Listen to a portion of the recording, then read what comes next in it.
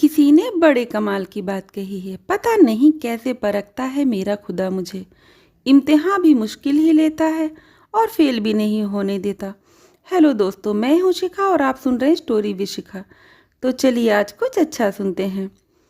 शहर की एक बस्ती में एक छोटा सा कपड़े का व्यापारी रहता था। व्यापारी का नाम था माधव। माधव का दिन भगवान कृष्ण के नाम से शुरू होता और सारा दिन राधे राधे कृष्णा गोविंदा जैसे नाम लेकर अपने ईश्वर को याद करता। उसकी पत्नी भी उसी की तरह बाल गोपाल की भक्त थी। माधव की एक छोटी सी कपड़े की दुकान थी जो उसने किराए पर ले रखी थी। उसी व्यापार कुशलता और ईमानदारी से सभी प्रभावित थे। माधव की मेहनत रंग लाई और उसने सोचा कि क्यों ना इस दुकान को खरीद लें, जिसका सपना बहुत समय से वो देख रहा था। घर जाकर उसने पत्नी से बात की। पत्नी के साथ मिलकर अपनी बैंक की पासबुक देखी। उन दोनों को लगा कि अब वे दुकान खरीद लेंगे और कुछ पैसा उधार ले लेंगे। माधव ने सुबह स्नान कर अपनी मुरली मनोहर से कहा, ओ मेरे कान्हा, देख आज मैं बहुत बड़ा काम करने जा रहा हूँ। मेरे साथ ही रहना। आज मेरे साथ तेरा रहना बहुत ज़रूरी है। ऐसा कहकर उसने बाल गोपाल को दूध का भोग लगाया। माधव ने दुकान के मालिक के पास जाकर कहा, मैं दुकान खरीदना चाहता हूँ। उस दुकान की कीमत जो आपने पहले बताई थी उतनी धनराशि मैंने इकट्ठा कर ली है। दुकान मालिक माधव को जानते थे। वो बहुत सीधा साधा और ईमानदार था। उन्होंने कहा, हाँ भाई, पिछले 4 साल से तुम उस दुकान को खरीदना चाहते हो। मैं तुम्हें कैसे मना कर सकता हूँ। ऐसा करो, आधा पैसा नकद दे दो और बाकी का चेक दे देना। मैं कागजात बनवाता हूँ, 1 हफ्ते में ये दुकान तुम्हारी हो जाएगी। माधव ने अपने कृष्ण कन्हैया को याद किया और मनी मन उन्हें नमन किया। घर आते ही पत्नी को बताया और दोनों ने अपने ईश्वर का धन्यवाद किया। माधव आज बैंक जा रहा था। एक बड़ी धनराशि उसे लानी थी। कुछ घबराहट सा था उसके मन में। उसने अपने लड्डू गोपाल से कहा, हे कृष्ण, आज भी साथ रहना, देख कुछ अनर्थ न हो। माधव एक छोटी सी थैली लेकर निकला और बैंक पहुंच। उसके हाव भाव से लग रहा था कि वो डरा हुआ है। उसकी बारी आते ही उसने अपने खाते से अपने खून पसीने की कमाई के पैसे निकलवाए और थैली में रखे थैली लिए वो बैंक से निकला और तेज कदम से चलता हुआ दुकान मालिक के पास जाने लगा। तभी उसके पीछे एक आदमी चलने लगा और मौका पाते ही उस आदमी ने उसके हाथ से उसके पैसों की थैली छीन ली और भागने लगा। माधव चीखा और चीखकर उसके पीछे भागा। सड़क की भीड़ भाड़ में एक रिक्शा तेजी से आ रहा था और एक बच्चा स्कूल बैग लिए अपनी ही धुन में चला जा रहा था। माधव ने देखा कि बच्चे की जान खतरे में है और उसने अपनी दिशा बदली और दौड़कर बच्चे को बचा लिया। आसपास के लोगों की भीड़ जमा हो गई। बच्चे को कुछ नहीं हुआ, बस डर के कारण रोने लगा। माधव के हाथ पैर में कुछ चोट आई। बच्चे को पहचान कर एक आदमी बोला, अरे ये तो राजू का बेटा है। उसने तुरंत राजू को फ़ोन किया और राजू दौड़ता हुआ वहां पहुंचा।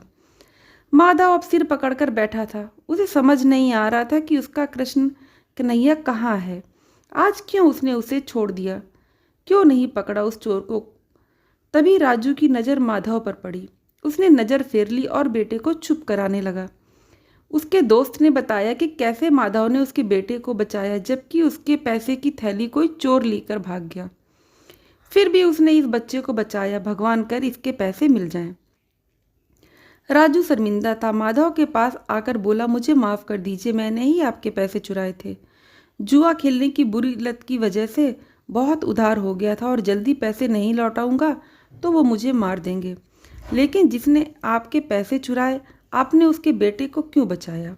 आपका एहसान कैसे चुकाऊंगा?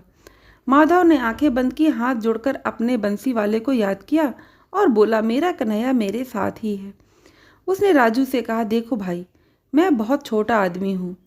कुछ मैंने किया वो मेरे कृष्ण कन्हैया ने करवाया है। तुम कुछ काम करो, जुआ खेलना बंद करो। तुम्हारा इतना अच्छा बच्चा है, उसके भविष्य के लिए सोचो। राजू ने माधव के पैर छुए और उसकी पैसे की थैली उसे देते हुए कहा, क्या आप मेरी मदद करेंगे? आप बहुत भले हैं। आपके साथ रहूँगा तो सुधर जाऊँगा। आप जो भी देंगे मुझे चलेगा।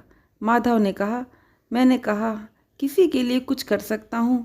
जो भी होता है उस राधे श्याम के हाथ में होता है।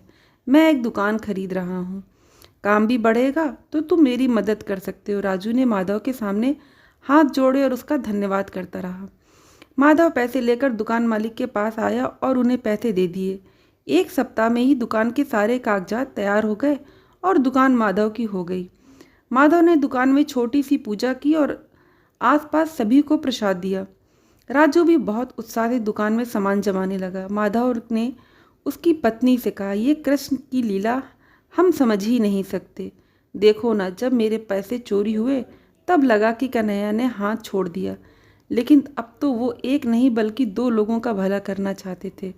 तभी तो राजू से मेरी भेंट हुई। पत्नी मुस्कुराई और बोली, भगवान जो करते हैं अच्छे के लिए करते हैं, हमें तो बस सत्कर्म करते रहना है, फल देने के लिए तो वो हमेशा ही तैयार रहते हैं। दोनों ने अपने हाथ जोड़कर भगवान को नमन किया। ईश्वर पर भरोसा रखिए और अच्छे कर्म करते रहिए, जीवन सुख और शांति से व्यतीत होगा।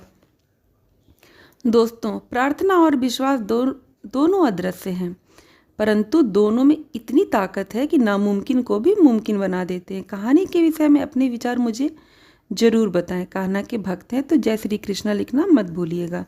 वीडियो को लाइक और चैनल को सब्सक्राइब जरूर कीजिए। बेल आई बटन को जरूर प्रेस कीजिएगा ताकि जब भी मैं नया वीडियो बनाऊं तो आप तक पहुंच सके। खुश रहिए, प्रसन्न रहिए, अपना ख्याल रखिए। फिर मिलूंगी। जय श्री कृष्णा।